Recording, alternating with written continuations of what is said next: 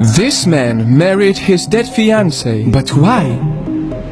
Well, Shadil and Sarinya first met while studying at a university. They started dating and went on for 10 years. After their 1-decade anniversary, they decided to get married. But days before the wedding, something unexpected happened. Sarinya died from a car crash, and Shadil was devastated. But he didn't allow death to beat his love. Instead, he married his dead fiancée in a combination of funeral and wedding ceremony. And the vow, till death do us apart, had never been so real.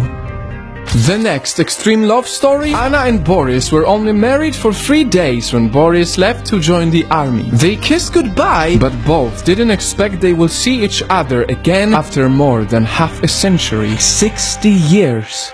Anna's father had been identified as an enemy of the state, so her family was sent into exile. Boris tried finding her but had no luck. But after years and decades of not finding each other, they thought their lives should go on without each other. Until a fateful day arrived. They reunited and found that they were both still in love. This is the extreme love that lasted 60 years.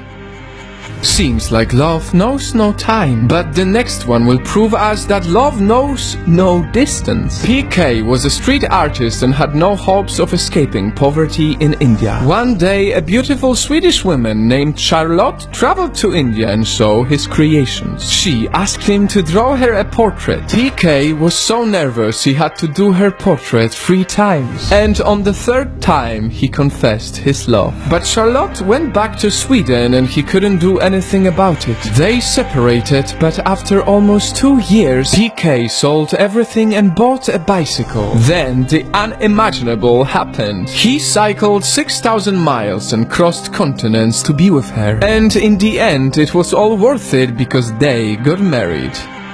Our last extreme love story is about a guy who literally broke mountains for love. The mountain man split a mountain. He lived in a small village in India and it is where he lost his wife. She fell off of a cliff, but because of that mountain, he couldn't take her to the doctor. He was devastated, but losing his wife gave him a strong determination. He paved a 400 feet long and 30 feet wide road that connected the village to the nearby city. Some people called him a psychopath, but his only motive was to provide people of his village access to the medical services, so that nobody would lose a loved one like he did.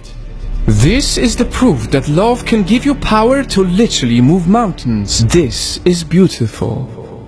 I myself am very happy that I found the love of my life, and I hope you find the one too, because we all deserve to have a love that never dies.